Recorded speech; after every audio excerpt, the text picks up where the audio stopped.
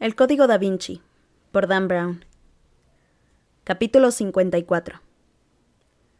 Al enfilar el camino sinuoso y flaqueado por álamos, Sophie notó que los músculos se le relajaban. Qué alivio dejar atrás la carretera, y además se le ocurrían pocos sitios más adecuados para desaparecer del mapa que aquella finca privada y cerrada, propiedad de un simpático extranjero. Giraron al llegar a la glorieta de la entrada y el Chateau Villette apareció ante sus ojos, a su derecha. Con sus 3 plantas y sus al menos 60 metros de longitud, el edificio tenía una fachada de piedra gris envejecida, iluminada por focos que contrastaba con los jardines impecablemente cuidados y con los plácidos estanques. Empezaron a encenderse algunas luces. En vez de llevar el furgón hasta la puerta principal, Landon aparcó en una especie de cobertizo destinado a tal efecto que había entre unos setos.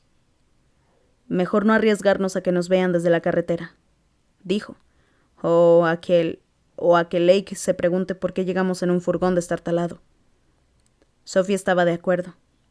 ¿Y qué hacemos con el Cryptex? Supongo que no deberíamos dejarlo allá afuera, pero si Lake lo ve, seguro que querrá saber qué es. No te preocupes, le respondió Landon, que empezó a quitarse la chaqueta mientras se bajaba del furgón. Envolvió con ella la caja y la tomó en brazos como si fuera un bebé. Con cuidado, dijo Sophie, insegura. Tibing no sale a abrir la puerta, prefiere hacer una aparición más espectacular. Ya encontraremos un sitio para guardarlo antes de que llegue. Hizo una pausa antes de proseguir. En realidad, tal vez deba advertirte de ello antes de que lo conozcas. Sir Lake tiene un sentido del humor que a mucha gente le resulta raro. Sophie dudaba de que, después de todo lo que le había pasado aquella noche, algo pudiera parecerle raro ya. El sendero que llevaba hasta la entrada era un mosaico de cantos rodados. Moría junto a una puerta labrada de roble y cerezo con un picaporte de bronce del tamaño de un pomelo. Antes de que Sophie tuviera tiempo de agarrarlo, la puerta se abrió. Un mayordomo estirado y elegante apareció tras ella, alisándose el smoking y ajustándose la pajarita blanca, que por lo que se veía acababa de ponerse. Parecía tener unos 50 años y era de rasgos refinados. Su expresión austera no dejaba lugar a ninguna duda. No le agradaba nada la presencia de los visitantes. Sir Lake bajará enseguida, declaró con marcado acento francés. Se está vistiendo y prefiere no recibir en camisola. ¿Me llevo su abrigo?, añadió mirando con la frente arrugada la chaqueta que Landon llevaba hecha un ovillo entre sus brazos. No, gracias, estoy bien. Claro que está bien. Síganme, por favor. El mayordomo les guió por un lujoso vestíbulo de mármol hasta una sala decorada con un gusto exquisito y tenuemente iluminada con lámparas victorianas de pantallas rematadas en borlas. El aire olía a antiguo, a aristocrático, a tabaco de pipa, a hojas de té, a jerez mezclado con el aroma húmedo de la piedra. En la pared del fondo, entre 2 relucientes armaduras de cota de malla, había una tosca chimenea, lo bastante grande como para asar un buey entero. El mayordomo se acercó a ella, encendió una cerilla y la acercó a unos troncos dispuestos sobre la leña menuda. El fuego no tardó en arder. Se incorporó y se alisó la chaqueta. «El señor desea que se sientan como en casa», dijo antes de desaparecer. Sophie no sabía en cuál de aquellas antigüedades sentarse, en el diván renacentista de terciopelo, en el balancín con patas de águila, en uno de los 2 bancos de piedra que parecían sacados de algún templo bizantino. Landon sacó el Cryptex de la chaqueta, se fue hasta el diván y deslizó la caja de palisandro por debajo, metiéndola bien para que no se viera. Acto seguido sacudió la chaqueta y se la puso, pasándose las manos por las solapas. Se sentó en aquella pieza de museo y sonrió a Sophie. Bueno, pues en el diván entonces, pensó, sentándose a su lado. Al contemplar el fuego que ardía en la chimenea y sentir el agradable calor que desprendía, tuvo la sensación de que a su abuelo le habría encantado aquella estancia. De las paredes forradas de madera colgaban pinturas de los viejos maestros franceses, y entre ellas reconoció una de Poussin, uno de sus pintores favoritos. Desde la repisa de la chimenea, un busto de Isis tallado en mármol observaba la sala. Debajo de la diosa egipcia y dentro del hueco del hogar, 2 gárgolas de piedra hacían las veces de morillos y abrían mucho las bocas revelando unas gargantas huecas, amenazadoras. Las gárgolas siempre habían aterrorizado a Sophie cuando era niña, hasta que su abuelo la había curado de aquel temor llevándola a los tejados de la catedral de Notre Dame un día de la tormenta. «Princesa, mire estas tontas criaturas», le había dicho, señalándole aquellas bocas que chorreaban agua. «¿Oyes el ruido extraño que sale de sus gargantas?» Sophie asintió sin más remedio que esforzar una sonrisa ante aquel sonido burbujeante. «Están gargoleando», continuó su abuelo, «haciendo gárgaras, de ahí es de donde les viene su ridículo nombre». Y Sophie ya no había vuelto a tenerles miedo nunca más. Aquel recuerdo le clavó el aguijón de la tristeza al enfrentarla a la cruda realidad de su asesinato. El abuelo ya no está. Visualizó el críptex bajo el diván y se preguntó si Lake Tiving sabría abrirlo, o si deberíamos planteárselo siquiera.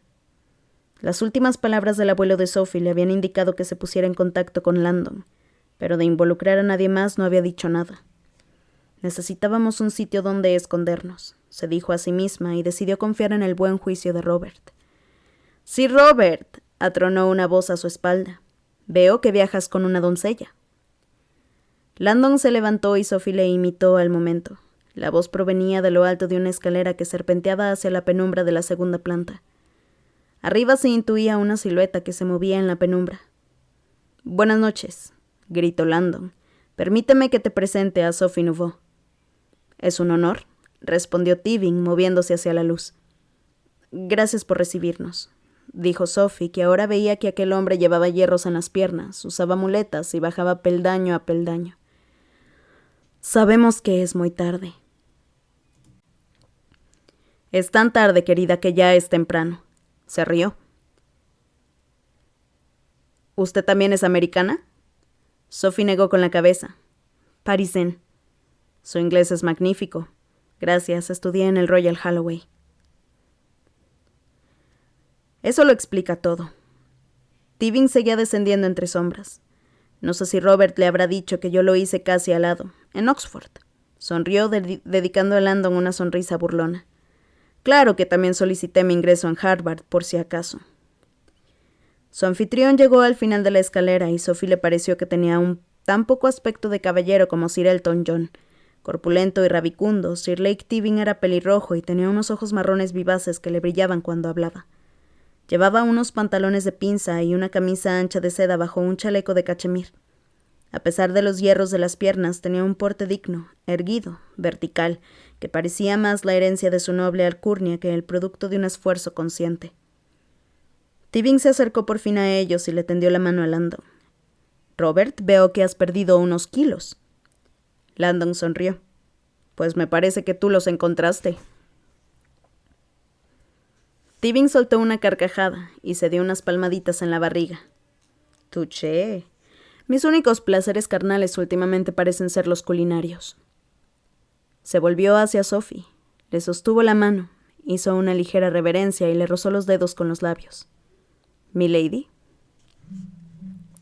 Sophie miró a Landon desconcertada, sin saber si había retrocedido en el tiempo o si estaba en un manicomio.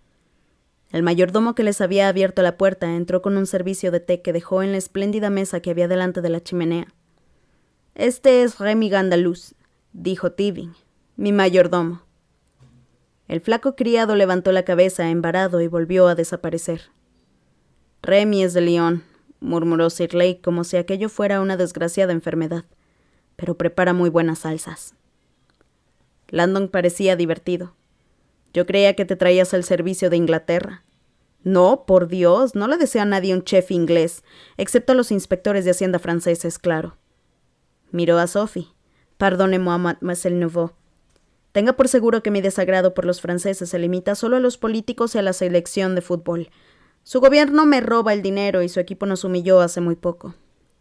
Sophie le sonrió. Tiving se le quedó mirando un momento antes de volver a fijarse en Landon. «Les ha pasado algo, parecen alterados». Landon asintió. «Sí, hemos tenido una noche interesante, Lake». «No lo dudo. Llegan a mi puerta en plena noche hablando del grial. Dime la verdad. ¿Tiene que ver con el grial o me lo has dicho porque sabías que era lo único que me sacaría de la cama?» «Un poco de las dos cosas», pensó Landon, acordándose del críptex que estaba escondido bajo el diván. «Lake, queremos hablarte del priorato de Sion». Las pobladas cejas de Tiving se arquearon intrigadas. «Los custodios», Bueno, entonces sí que tiene que ver con el Grial. ¿Y dices que tienes información? ¿Algo nuevo, Robert? Tal vez. No estamos seguros. Quizás se nos ocurra algo mejor si hablamos primero contigo. Tevin meneó el índice. Estos americanos siempre tan listos. El juego del quid pro quo. De acuerdo, estoy a su disposición. ¿Qué es lo que quieren saber? Landon suspiró. Me gustaría que le explicaras a la señorita Neveu la verdadera naturaleza del Santo Grial. Tevin parecía sorprendido. ¿Cómo? ¿No la conoce? Landon negó con la cabeza. La sonrisa que se dibujó en el rostro de Sir Lake era casi obscena. Robert, ¿me has traído a una virgen? Landon le guiñó un ojo a Sophie. Virgen es como los apasionados del Grial llaman a quien no ha oído nunca su verdadera historia. Tevin miró a Sophie impaciente. ¿Qué es lo que sabe exactamente? Sophie le expuso brevemente lo que Landon le había contado esa noche. El priorato de Sion, los caballeros templarios, los documentos del Sangreal y el Santo Grial, que muchos defendían que no era un cáliz, sino otra cosa mucho más poderosa. ¿Y eso es todo? Tevin le dedicó a Landon una mirada escandalizada. Robert, yo creía que eras un caballero. Le has escatimado el clímax. Lo sé, me ha parecido que a lo mejor juntos tú y yo podríamos... Por lo visto le pareció que aquel símil ya había llegado demasiado lejos y se detuvo. Tevin ya había vuelto a clavar en Sophie su penetrante mirada. Es usted una virgen del Grial, querida, y créame, no olvidará nunca su primera vez.